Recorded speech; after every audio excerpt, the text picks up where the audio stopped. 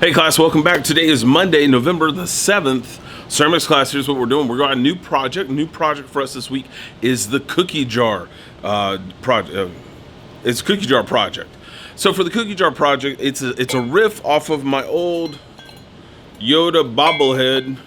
I got this baby Yoda. It could be both, either. So for this one, you are simply basing this around a coil technique design. So I've got tons of videos already on my main channel for how to do a coil technique. I'm going to do a new video for this project. Hopefully it's ready. Fingers crossed. For this project, you are working first on your sketchbook design. Now for me, I am going to do some sort of alien creature. I recommend that you do the same because those are the most forgiving. Again, number one thing that I always scream to my students is do not do something copyrighted, because if it is not dead on perfect, it sucks. Honestly, that is the short answer for you.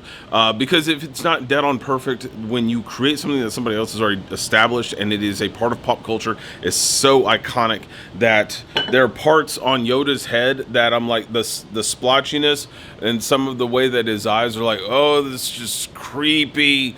Because those things aren't dead on perfect, that throws it off to some extent. Now, before it was glazed, when it was just a bisque piece of ware, it looked fine, but then I added glaze because you got to because it's one of these pieces. I wish that I went back, and when I started looking at different images, different pictures of Baby Yoda, of Grogu, I was noticing that he has designs in the eyes. The eyes actually look like this. They are like a bug eye, brown yellow color instead of just the large pupil. I should have just made it one giant pupil, all black.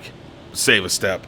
Reason being is because it just would have looked better overall, and that's one thing that you sometimes just don't know until the end of the design. So really draw these things out, print them out big if you can score them on the printer and see how they look in a large form, because that's how it should look when you're carving it up. Now, again, I recommend that you do something alien, something non-traditional for the cookie jar, just because one, build process is a lot easier, gives a lot more freedom to you, and it gives you the artistic, creative license to do what you want to do, which is number one thing.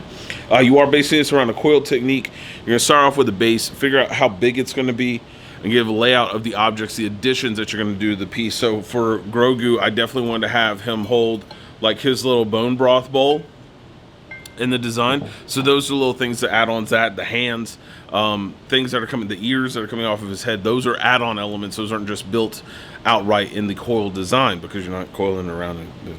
Okay, you get it. So start with the design sketch today. If you guys got questions, you know where to find me. Other than that, I'll catch you guys on the flip side.